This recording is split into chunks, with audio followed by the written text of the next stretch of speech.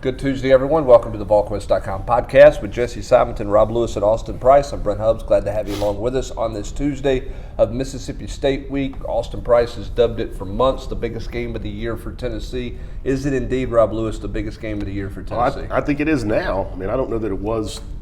I mean, I kind of agree with AP, but that was even before they lost to Georgia State. It's even bigger now. Yeah, it's even bigger now. The significance of it is much. It's way more massive than it was had they been just trying to get to 4-2. Yeah, that's what I was going to say. When AP made that comment, he thought they'd be 3-2 right now. Which if you head to Tuscaloosa 4-2, I mean, you're above 500. Everything looks better. Yeah. Everything feels better. It feels different. So yeah, I mean, this is their last gasp. But if they don't win this one, I don't see. I mean, I don't think they're making a bowl game anyway. But if they lose this one this week, I think you can just flush that pipe dream. Big game, obviously. I don't disagree with you at all that this game is huge for Tennessee. This is an interesting challenge when you look at Mississippi State. We'll talk more about them throughout the week, but it's a challenge for Tennessee's defense.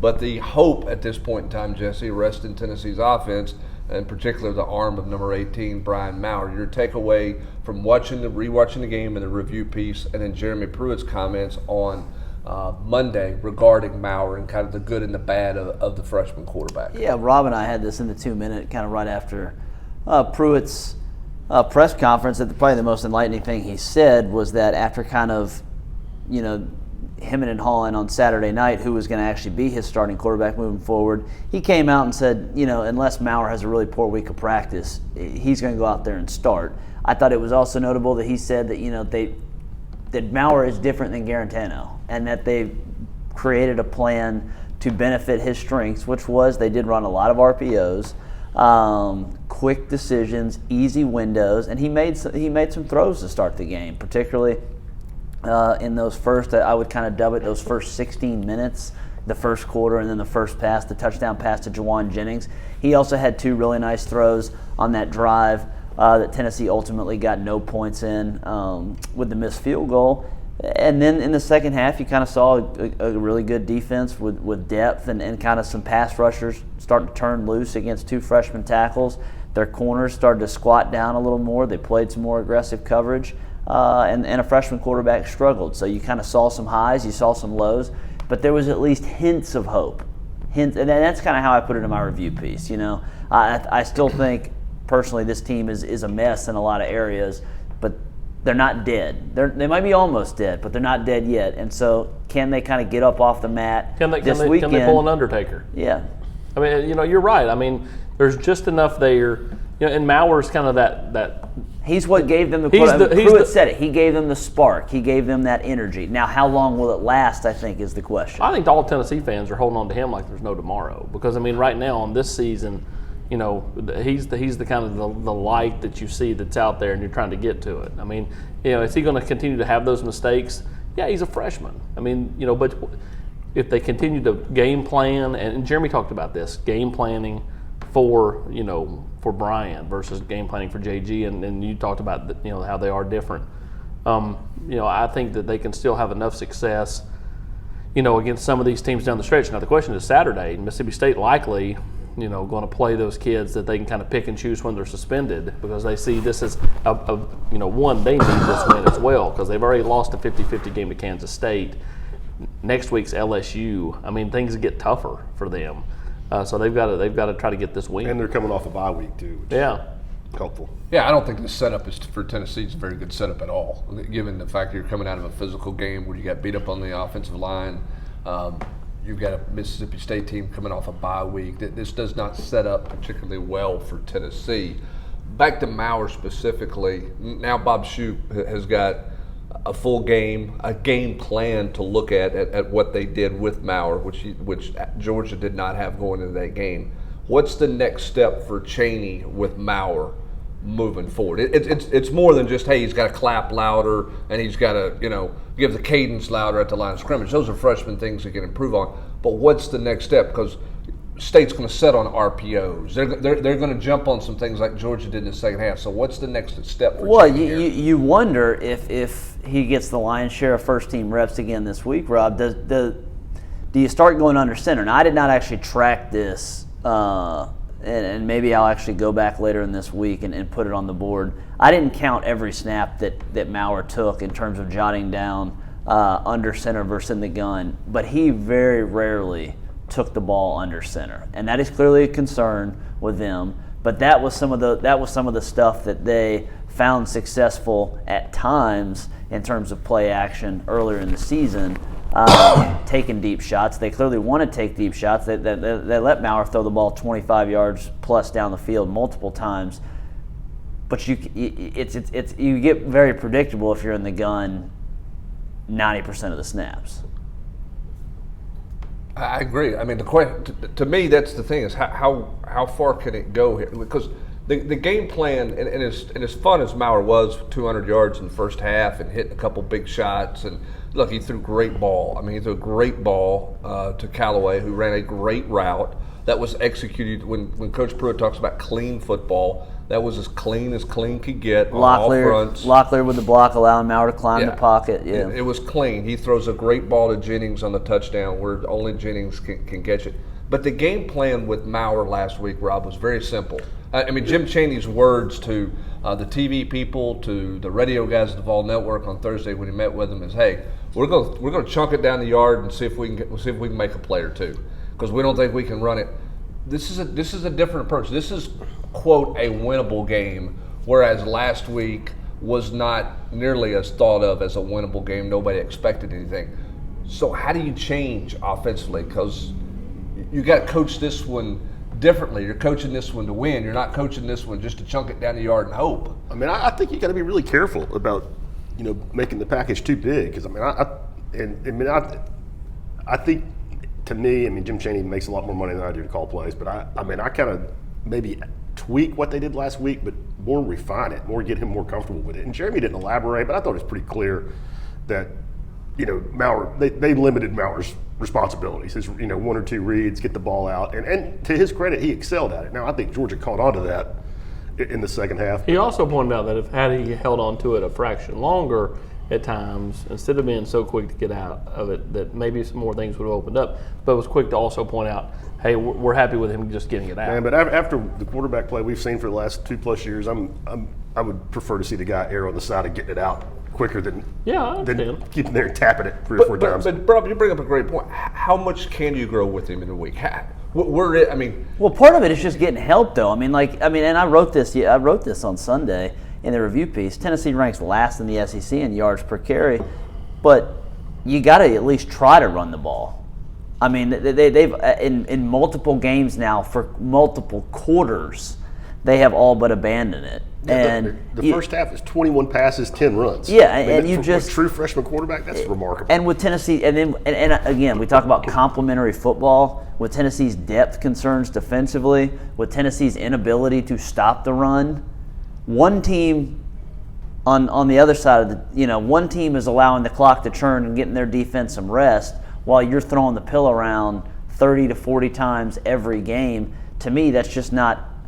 In a one-game scenario, perhaps that's going to be a recipe for success, but I think for the rest of the season, it won't be. So they're going to have to find creative ways. You're not lining up an I formation. They lined up an I formation one time, and the guy got tackled 4 yards behind the field. I'm not saying do that, but where's some of that jet motion that he was running a lot at Georgia? Where they're going to have to find creative ways just to get 4 and 5 yard runs to kind of keep the chains moving, so that it's not on the shoulders of a freshman quarterback who few expected to play this season. And that's even more true, aside from the freshman quarterback, your depth concerns on defense. Only highlight that issue to me.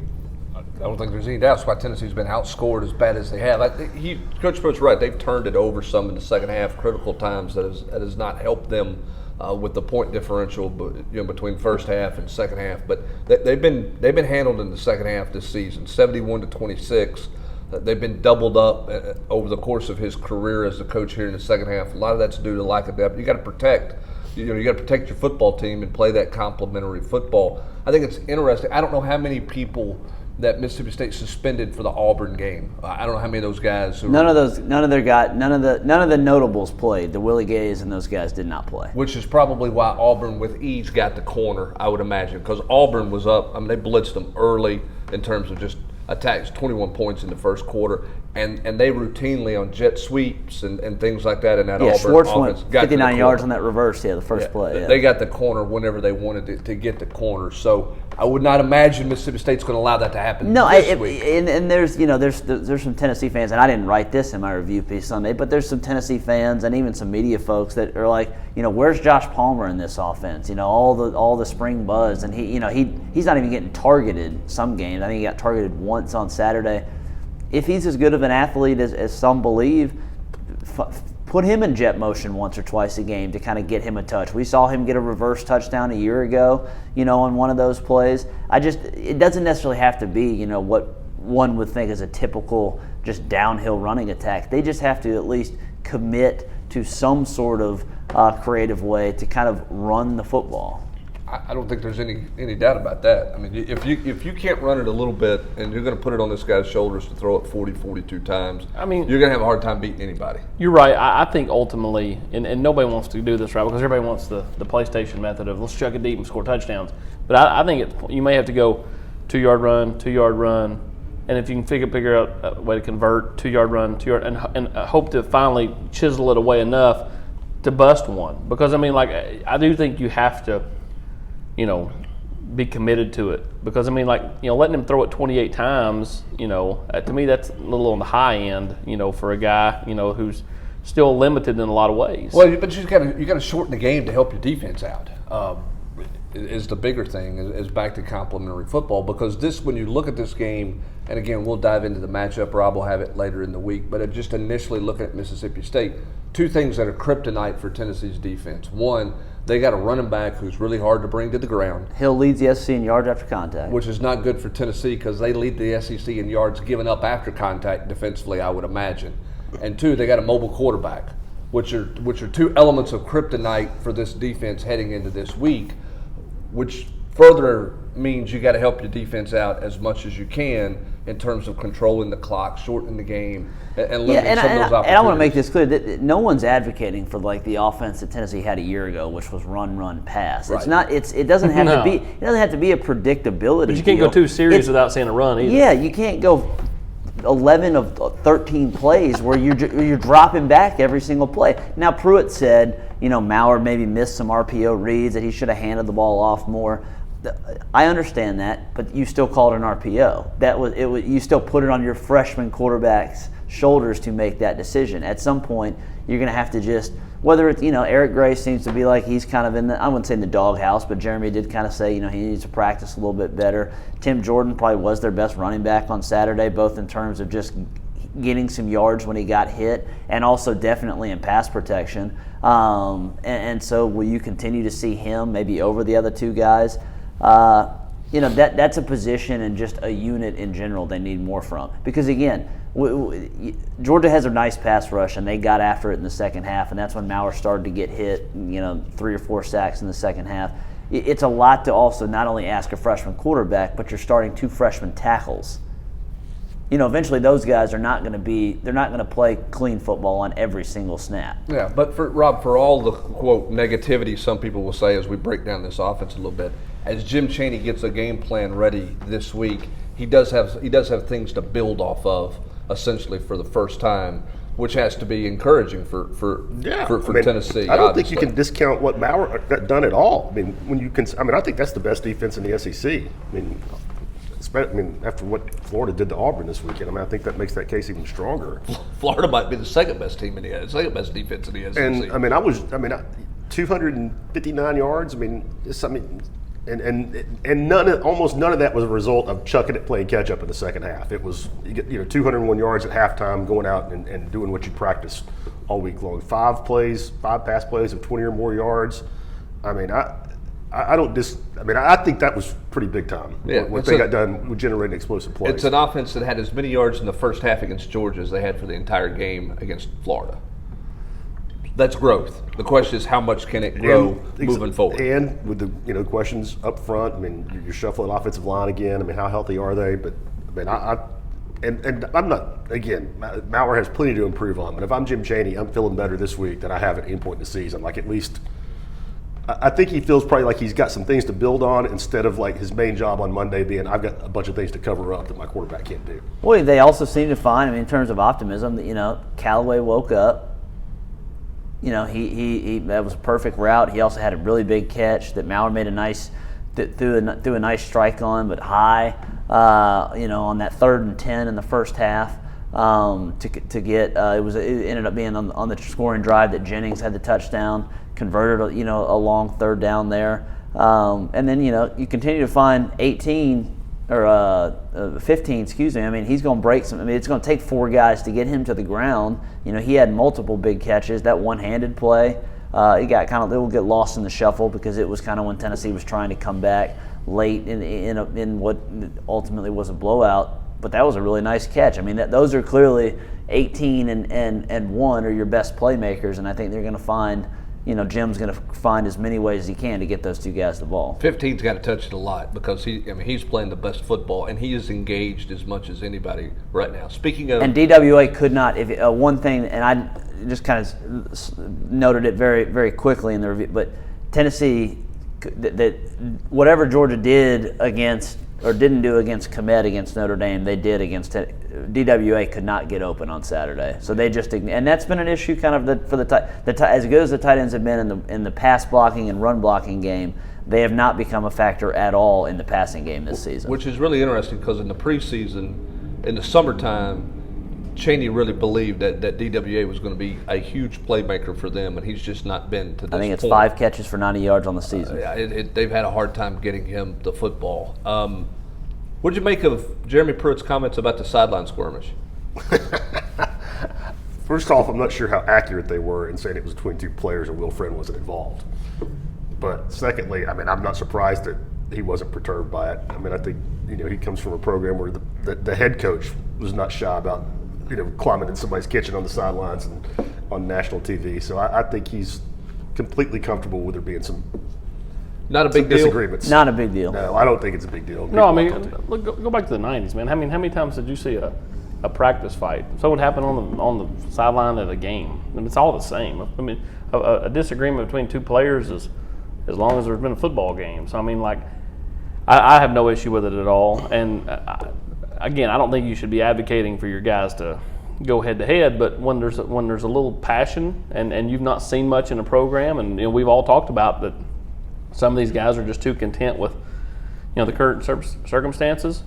Yeah, I mean, I don't blame them for feeling that way. I mean, you go back. I mean, you go back to the last 2 games. You're talking about the 2 plays where they had the K-Ron hit at Florida, and then of course Saturday night with Wanye and Trey.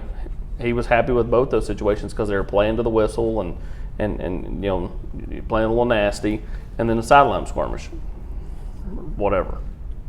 Yeah, I don't think it's a big deal either. I just thought I thought his take was kind of enjoyable and entertaining when he said how he said it. Last thing about football before we jump into recruiting and kind of recap the weekend a little bit.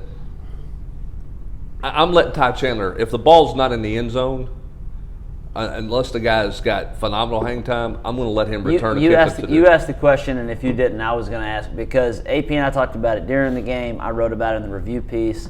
It hadn't just been Saturday. He had 2 chances catching the ball at the 5-yard line. One of them, you could argue that when Jeremy talked about caught it in the corner, the hang time, whatever, the one right before half just seems inexplicable to me. There's 9 seconds. You're probably not going to do, it's going to be hard for you to really make a play or whatever. There's not much to lose by taking it out there, and he didn't do it. And so Jeremy, has the stats that say if you kneel it every time, you're probably going to end up better. But for a team that is at times lacking some, explosive plays or needs some dynamic stuff out there, I would return him a time or 2. I think the analytics on that are just too many meetings. I just think that's overthinking it at times. Look, I'm not saying that Ty Chandler's Evan Berry or Cordero Patterson or Willie Gault returning kicks, but you're looking to try to get cheap yards somewhere. Take a chance. You had a chance at Florida. I thought it was a tone setter at Florida when you fair caught a ball that was returnable, and you knew you were going to have a hard time driving the length of the football field down there. You had the opportunity, as you mentioned, right before the half that made no sense. Callaway lets the ball bounce in front of him on punt returns. He gives up 15 to 20 yards at least a game on punt returns by not coming up and fielding the ball. To me, they're giving away yards in the kicking game, in the return game. The kickers have been good. They didn't have their best night, obviously, against Georgia. They've been good. Return coverage has been solid. Brooks has been great kicking the ball off. They're getting nothing out of the return game because their desire to get anything out of the return game has been very lackluster through 5 games this season. I think Tennessee's got to find a way to steal some yards there, but to do that, you're going to have to take a chance. Doesn't sound like maybe anybody's interested in taking a chance. We'll see what happens with that. Let's jump to recruiting. Go ahead. Oh, I was just going to say, last thing, do we want to talk about what, Pruitt totally poo-pooed the fact that they may move somebody to inside linebacker. Do y'all think that's just coach speak, or? He didn't sound concerned about the fact that Henry T. and Batuli, played I every was snap. surprised. I was surprised. I mean, they played almost every snap against Georgia, but Henry T. did play every snap. Batuli came off for a couple times. I just don't think he's got anybody he can. I don't think he feels like he's got anybody he can move there. Crouch is starting opposite of Taylor. To me, though, you rep Crouch there a little bit just in an emergency type situation. Do you not? See, I think it's less about. I don't think it's an emergency deal. I think you better find. You need to find a 3 or 4 guy. The last couple of weeks, I mean, they've been. Okay, You're not fine. necessarily- You rep him there so you can slide him over every now and again when you need to give those guys a break, and then you bring in another outside backer. I agree with it. I think Crouch long term is a better fit in the inside. Than we talked about this going to the parking garage after the game. He's not getting home as a rusher. I That's think for he sure. And struggles Pruitt in noted as space. much. I think he struggles in space and open field tackling. I think he's much better in the box. I think he's more of an in the box player right now. Could he grow into something? I don't know. But I think he would be more productive being an in the box linebacker right now. The problem that you have is if you move him there, who are you going to play it outside? They clearly have no belief in DeAndre Johnson. Yeah, he played 10 snaps, and Bennett only played 8. And Roman Harrison didn't get on the field. And Roman Harrison didn't get on the field. So if Roman Harrison's not a factor for you at outside linebacker, maybe he goes inside. Could you play him inside instead of Crouch? Yeah, if he's wanting to get on the field. Yeah, if outside is too much for him in terms of reading things and pass rush responsibilities, because I contend the inside. I don't know though. I mean, he's the guy that couldn't line up right. Part of the reason he's not playing is one would think the responsibility is lining up inside in terms of finding out where the coverage and that kind of stuff. I know what you're saying, run downhill, see ball. Maybe on early downs you could do that, but I mean, this is Roman literally lined up on the wrong side of the field one time. I mean, and if nothing else, this You got to still snap somehow. I agree. That's why. Is it going to be I was just gonna J.J. say, Peterson or somebody else? That's who I was going to. I mean, if nothing else, these last 2 ball games kind of just tell you what a myth J.J. Peterson is. I mean, if he can't play right now, I mean, what's it going to take? I mean, I think again, you got to get him. You got to get somebody on the field on an obvious run situation to see ball, hit ball if you want to help yourself out. Early downs, or whatever you think you can be. You got to steal some snaps somewhere because Batuli's knee's clearly not 100%. Can you play to the next open date with those guys playing that volume of snaps? I mean, Henry T's probably going to hit a freshman wall at some point because he's getting ready to move into, high school. You're getting ready for the playoffs. And Tennessee's getting ready for the second half of the season. Well, and I think I'm very high on Henry T's potential. Upon rewatch, he really struggled on Saturday. I mean, he made 2 nice plays on that 3rd and 4th down when he shot the gap. But other than that, he got picked on a couple times in coverage, and he was part of the group that just yards after contact. You wouldn't quote it as a quote unquote missed tackle, but he was getting dragged forward instead of pushing the pile backwards. And that's a concern coming out of an open date where you should be as fresh, not just for him, but for that entire defense, where you should be fresher. That you were getting drugged on tackles instead of you knocking people back. I was surprised that Pruitt didn't even act like they were going to move somebody there. We'll keep an eye on that on the practice field for sure. All right, let's jump to recruiting. You got Memphis in all weekend. You got the 3 kids from Whitehaven in. Big O was in town, and then obviously you had a couple of other notables. Reggie Grime was in town on his official visit as well. Let's start with the 3 from Whitehaven, Austin. Where's Tennessee? What's the vibe with that? Well, I think Tennessee's in a really good spot for all 3. I don't think any of them are going to.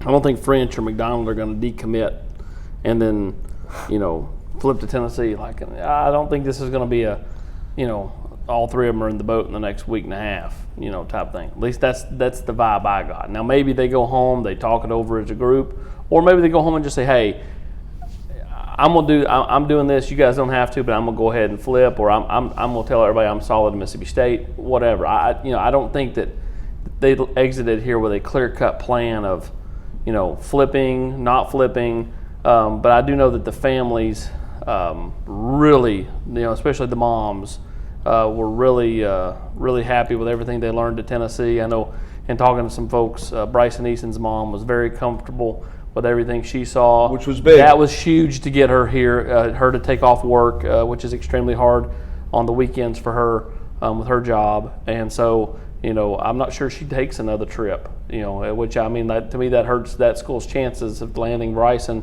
But Tennessee likes all three. They won all three. And we'll be interested to see how this thing plays out the next couple of weeks. Do you think they got to get back up here for an unofficial? I'm sure Tennessee's I going don't to try. think they're going to try. I don't think that I don't think that's a necessity. The best thing they got going for them is the fact that Whitehaven's going to be playing until the fourth round.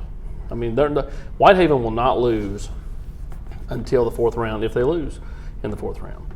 So they're going to be playing late into November. So their chances of getting a lot of places go way down, just based off the fact that even if they do take a trip, it's going to be an abbreviated trip. Sure. Whereas Tennessee got them here at lunchtime all day Friday, all day Saturday, leaving at lunchtime. Think about how much one-on-one time they got with those three kids before all the other recruits arrived. Yeah, big on Friday. Man.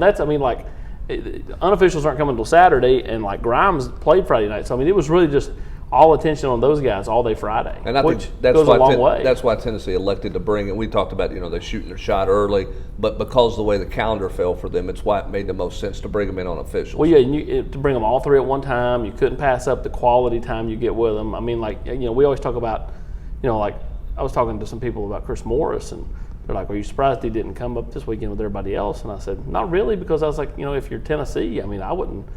You got to, kind of divide and conquer. If he comes up, let's say the South Carolina game, you're not going to have near the amount of people that were here for the Georgia game. So, if obviously Tennessee's going to try to avoid him committing this weekend at A&M, and then try to get him up here for South Carolina in a couple of weeks. All right, Jesse, let's talk about Big O. You had a chance to catch up with him. That when they got him here unofficially, going to get him back officially in the near South future Carolina. here. What do you thought your thought process on where Tennessee is with him right now? I think kind of similar to Bryson Easton's family. His parents felt very comfortable. They have actually been up here several times before with Amari. Amari, I think, is very careful with his words, but just kind of having talked to him before, he clearly, the buzzword for him was progress. Despite the final score, he kind of saw the improvement. Tennessee is certainly selling. All those guys are defensive guys, notably, in that how much they just need help on that side of the ball, particularly up front in that front seven.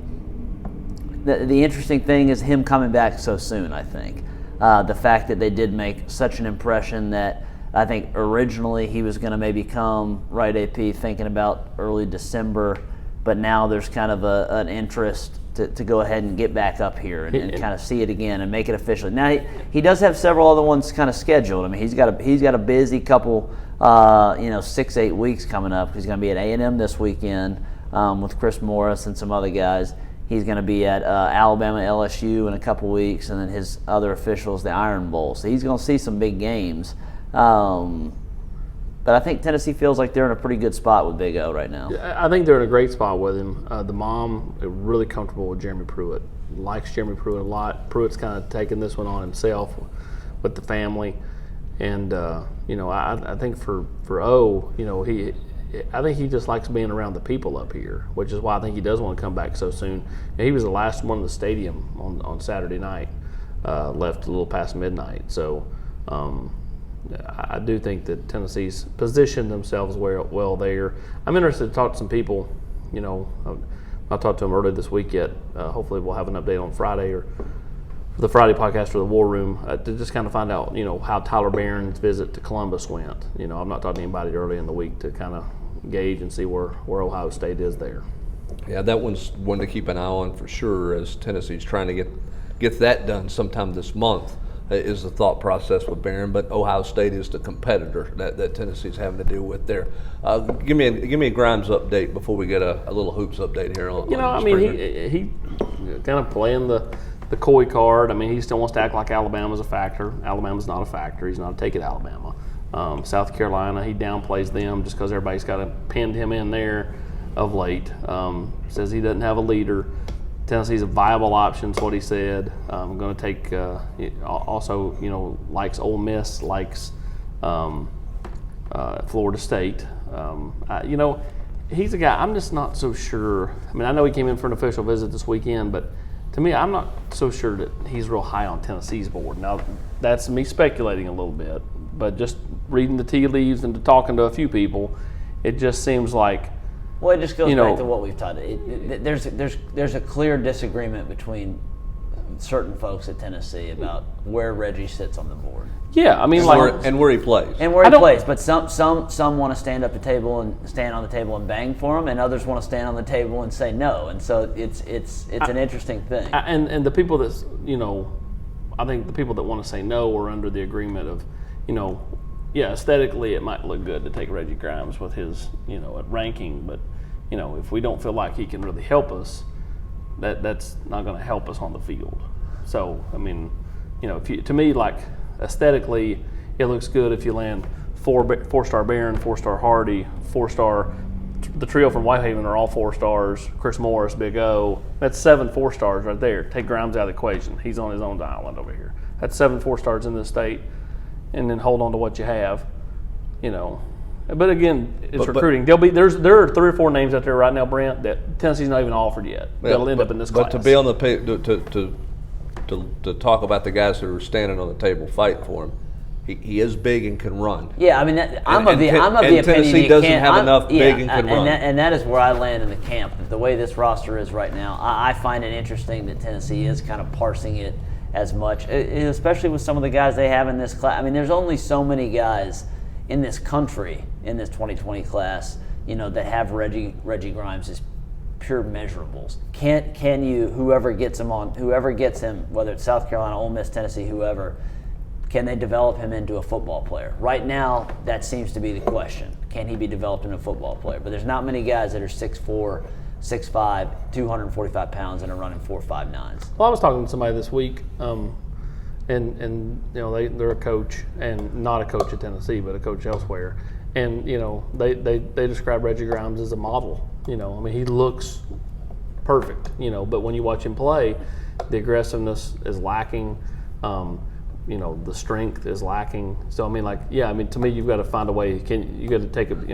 You either have to kind of be bullish and I'm going to get that out of him, or to me, you do go in another direction. I do find it odd that he's not a take at Alabama. Where else is he a take at? I mean, as you start looking around, I mean, maybe he would be a take at Florida State. He mentioned Oklahoma to me, but I would be shocked if Oklahoma took Reggie Grimes. To me, he's kind of the enigma in this class because you don't know, where everything stands with everybody else. Yeah, everybody's has the same questions Tennessee has. Looks pretty, and everything, but what can you get out of him as a football player? Measurables versus production is always a debate, I think, when you talk about recruiting. Tennessee putting their best recruiting efforts forward on the Twitter world on Sunday. That was pretty obvious with all the tweets that was out there that was, to try to generate some publicity and some positivity about kind of the direction things are going. That's why you saw so many tweets from current players and obviously as well as recruits and everything else out there. I'm not saying it was completely orchestrated, but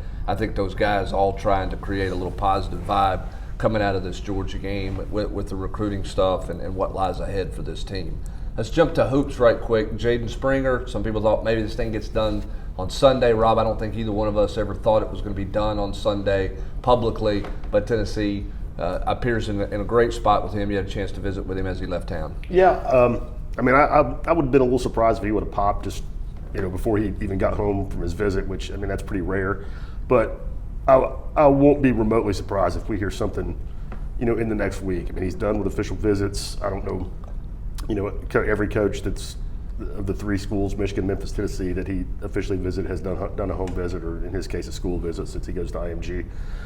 And I just don't think there's a lot left for him to think about. I felt really good about Tennessee's chances before the visit. Nothing that I've heard in the 24 hours since he left makes me feel any differently. I mean, I think this one's Tennessee's to lose, and just you never say never, but I mean, I think right now he ends up in Tennessee's signing class, and if that's the case, he'll be the highest rated kid that Rick Barnes has signed, and in his time here, and give Tennessee, arguably one of their best classes ever. And I don't think Tennessee will be done either. I mean, on paper, if they get Springer, they'll be full. But they ain't gonna turn away PJ Hall. No, they're not going to turn away PJ Hall. And even if they don't get PJ Hall, I think they'll still. What I'm saying is they're going to oversign in this class. I think Rick is tired of every spring he ends up with an extra scholarship because of departures. I mean, and that's just the way it is. I mean, and I think that's smart. I mean, I think you see a lot of coaches doing that. They're just going to protect themselves. I mean, and I'm not speculating that he's going to run somebody off. I mean, kids have run themselves off every year since he's been here, and not just at Tennessee. I mean, all over the country, it just happens.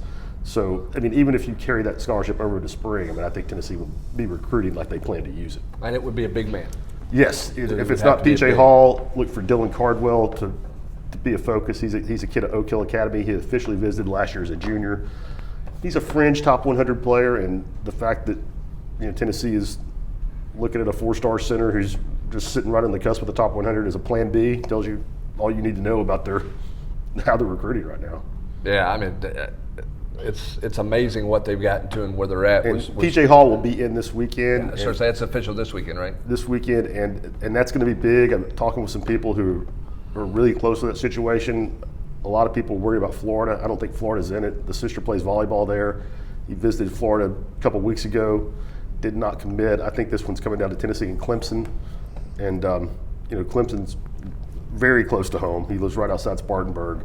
So, I mean, I think they're going to be a factor. There's the pull of the ACC, but his dad's from Kingsport, a lot of ties to this area. So, I think Tennessee's got a real good chance there. I don't feel as strong about PJ Hall as I do about Springer, but I think Tennessee is absolutely in that one. You got to feel like if Florida's fading in that one or is out in that one, it's trending. That's a positive trend towards Tennessee. Yeah, I mean, if you want to win, if you go to Clemson, you're ever going to beat North Carolina, Duke, and now Virginia. I mean, you're never going to be, one of the top 3 programs in that conference ever. Yeah, whereas here at Tennessee, Rick's shown that you sure can be. All right, as we wrap it out the door, your thoughts on Kansas's debacle with Snoop Dogg and Jeff Long, just so tone deaf, man. I mean, seriously, and I know that's not Tennessee, but that was such a story, and you continue to see pictures coming out and everything that you see out there. I mean, I thought it was fantastic. I'm just but how do you him being the Jeff Long and the rest of the athletic department being confused of what they were getting from Snoop Dogg when they were setting up stripper poles 5 hours earlier? What do you think those poles were going to be used for? You also had Bill Self with the gold chain. Yeah, in the that little preview. Commercial wearing an Adidas shirt. Yeah, when the whole reason you're getting ready. That was clearly just a big FU middle finger to the NCAA. No, I'm stunned. Bill Self is gone in the span of a year, and it's hit overdrive in the past 2 weeks with that commercial and Snoop Dogg. He's gone from being one of the most respected guys in college basketball to being Jerry Tarkanian of the Midwest. It's remarkable. The fact that they did that. Towel to chew on. The fact they did that with Snoop Dogg this weekend and promoted it the way they did with Self, wearing the gold chains and the Adidas logo. Like Jesse said, that's just a big middle finger to the NCAA. You almost felt like Jeff Long was like doing some kind of work in Antarctica or something, on a scientific experiment. He had no internet access. He acts like he was stunned that this happened. He gives this long statement afterwards. It's the most. Jeff Long's a respected guy. He's been on committees. He was on playoff committees and all this other stuff. And now his program is just telling the NCAA, do whatever you want to do to us. Because we're going to do what we do. And I've been to Kansas when Tennessee played out there, whatever year it was, 2007. I do not find Snoop Dogg to really be, hitting the sweet spot for that fan base. I don't know that showed a real recognition of what your people that are paying money and donating money to your program or after with their entertainment dollars. So Tennessee spends Friday night with Fulkerson taking pictures with babies, and Kansas has got girls on a stripper pole in their midnight. With a money gun, baby. Shooting a money gun. Grandpa Phil Fulmer sitting down and talking to official visitors on the side, on the bench, and yeah, then you've got stripper poles and Snoop Dogg in Lawrence, Kansas. Suddenly, Retirement Rick's not a bad-looking dude for in the college basketball world. That's going to do it for this edition of the Volquest.com podcast. For Rob Lewis, Jesse Simonton, and Austin Price, I'm Brent Hubbs. Thanks for joining us. Have a great day, everybody.